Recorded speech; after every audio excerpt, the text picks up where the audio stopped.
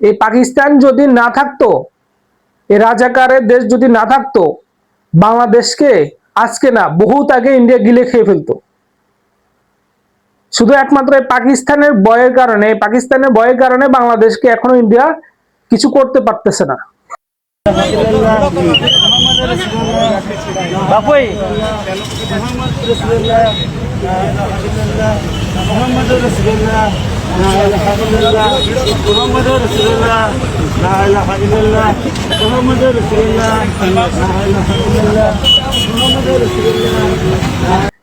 আমরা সকলে জানি গত কিছুদিন আগে ইন্ডিয়াতে জাতীয় নির্বাচন শেষ হয়েছে এবং এদের এই নির্বাচনের পরে দীর্ঘ 11 বছর পরে কলকাতাতে মমতা মুখোপাধ্যায়কে হারিয়ে বিজেপি জয়লাভ করছে। ইন্ডিয়ার মুসলমানদের অবস্থা খুবই করুণ। ইন্ডিয়ার মুসলমানদের এত খারাপ অবস্থা, মানে আমি এখানে বসে কল্পনা করতে পারবো না। কারণ যারা পরিস্থিতির শিকার হয় তারা একমাত্র বুঝে তারা কতটা কষ্টের মধ্যে আছে।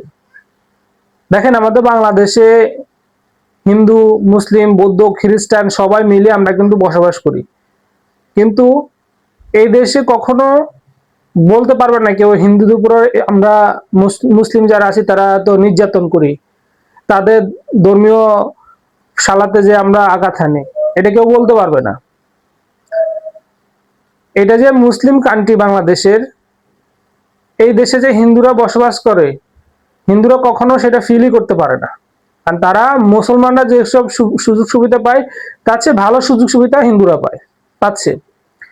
দেখেন, আমাদের পার্শ্ববর্তী দেশ ইন্ডিয়া, ভাই আপনারা যে বলেন ইন্ডিয়া বাংলাদেশের বন্ধু দেশ, হ্যাঁ, বাংলাদেশের বন্ধু কখনো ইন্ডিয়া ছিল না, আজও নেই এবং ভবিষ্যতে হবে না। ইন্ডিয়া যতক্ষণ বাংলাদেশের সাথে থাকে তাদের নিজেদের স্বার্থে থাকে, তাদের স্বার্থ শেষ, তারা আর কাউকেই চিনে না। এরা হচ্ছে একটা উগ্রবাদী কান্ট্রি। ইন্ডিয়া একটা উগ্রবাদী দেশ। এখানে মানুষের ধর্মকে বিভক্ত করে, মানুষের জাতকে বিভক্ত করে, একে অপরের প্রতি উস্কানিমূলক কথাবার্তা বলে এদের মানে ঝামেলা সৃষ্টি করে। এরা নিজেদের সুবিধা ছাড়া, ইন্ডিয়া নিজেদের সুবিধা ছাড়া কিছুই বুঝে না। আপনি বিশ্বাস করেন ভাই, পাকিস্তানকে আমরা রাজাকার বলি,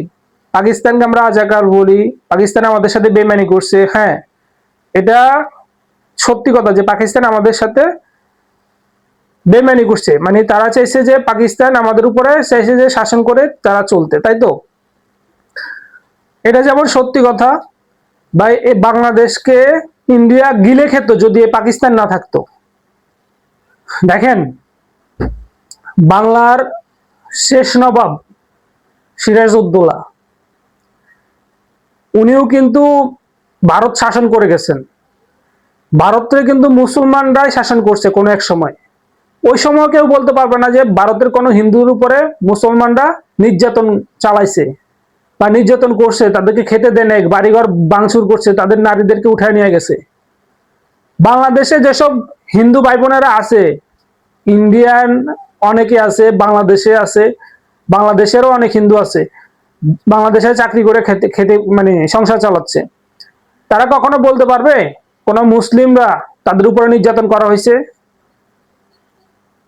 কখনো বলতে পারবে না।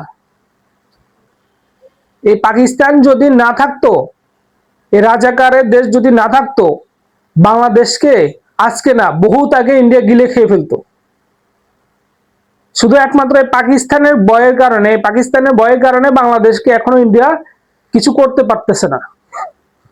তারা প্রকাশ্যে কিছুই করতে পারতেছে না, শুধু একমাত্র এই রাজাকারের দেশের কারণে। এটা আপনারা মানেন বা না মানেন, একমাত্র পাকিস্তানের কারণে বাংলাদেশের মুসলিমরা এখনো পর্যন্ত ভালো আছে। এই যে আওয়ামী লীগ সরকার যে ছিল, আপনার মনে হয় যে বাংলাদেশ সুস্থ থাকতো, বাংলাদেশের মুসলমানরা বেঁচে থাকতো, সুন্দর মতো খেতে পারতো? শুধু একমাত্র পাকিস্তানের ভয়ের কারণে ইন্ডিয়া চুপচাপ এখনো আছে। হ্যাঁ, তারপরে দেখেন আমাদের বর্ডারে কি অবস্থা। বিএসএফ এ বাংলাদেশের মানুষকে গুলি করে মারতেছে বর্ডারে, বাংলাদেশের বর্ডার গার্ড যারা আছে তাদেরকে গুলি করে মারতেছে। গত 2 দিন আগে আমাদের ব্রাহ্মণবাড়িয়া কসবাতে 2জন স্টুডেন্টকে গুলি করে মারা হয়েছে। এভাবে অনেক অনেক জায়গায় বর্ডারের সাইডে মারতেছে। বিশ্বাস করেন, এটা আমরা জানিও না। ইন্ডিয়ার মতো বেঈমান দেশ আর পৃথিবীতে কোনো দেশই নেই। আপনারা সবাই বলেন ইন্ডিয়া বাংলাদেশকে সাহায্য করছে, বাংলাদেশের বন্ধুপূর্ণ দেশ, হ্যাঁ, বাংলাদেশকে অনেক তারা সেফ রাখে। ইন্ডিয়া 1971-এ আমাদের যখন যুদ্ধ হয়, ইন্ডিয়া বাংলাদেশের যুদ্ধের সময় ইন্ডিয়া পাকিস্তানের উপরে হামলা করে তাদের নিজেদের স্বার্থে। বাংলাদেশের ঘাড়ের উপর বন্দুক রেখে তারা শুট করছে পাকিস্তানকে, একমাত্র তাদের নিজেদের স্বার্থে। বাংলাদেশের স্বার্থে তারা কিছুই করেনি। তাদের মূল টার্গেটে ছিল পাকিস্তানকে মানে বিরত করা, পাকিস্তানকে তাড়ানো। তারা পাকিস্তানকে তাড়ানোর জন্যই তারা বাংলাদেশের পক্ষ নিছে। তাদের বেনিফিট ছাড়া, ইন্ডিয়া এমন একটা দেশ, তাদের বেনিফিট ছাড়া তারা কখনো কোনো কিছুই করে না। আপনি দেখেন, ইন্ডিয়া মসজিদে মানুষের নামাজ পড়তে পারতেছে না, বাবা মেয়ের সাথে হেঁটে যেতে পারতেছে না। একটা আতঙ্কের মধ্যে ইন্ডিয়ার মুসলিমরা বাস করতেছে। বাংলাদেশ থেকে আপনার ইন্ডিয়া অনেক সুযোগ সুবিধা নিছে। বাংলাদেশ থেকে ইন্ডিয়া অনেক সুযোগ সুবিধা নিছে। আমাদের সরকারের প্রতি আমাদের আহ্বান থাকবে, আমাদের সরকার যাতে আমাদের দেশের তরুণ যারা আছে, তরুণদেরকে নিজেদের আত্মরক্ষা প্রশিক্ষণে নিয়োজিত করে। এখন থেকে প্রস্তুতি নেন আপনারা। বাংলাদেশের মানুষকে এখন থেকে প্রস্তুতি নিতে হবে।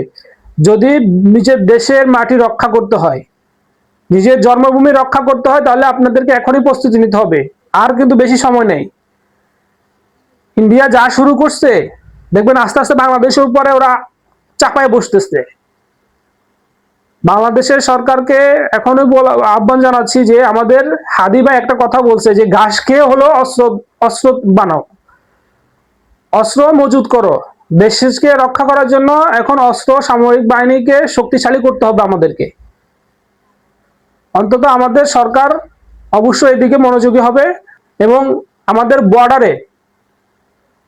বর্ডারে আপনার নিরাপত্তাকে আরো কঠোর করতে হবে।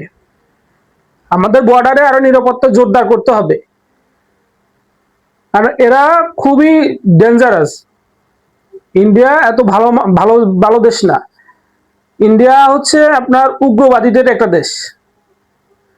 যাই হোক, আমি শেষ পর্যন্ত একটা কথা বলবো, আমরা আসেন সবকিছু ঊর্ধ্বে আমরা মুসলিমরা এক হয়ে থাকি, মুসলিমের পাশে থাকি।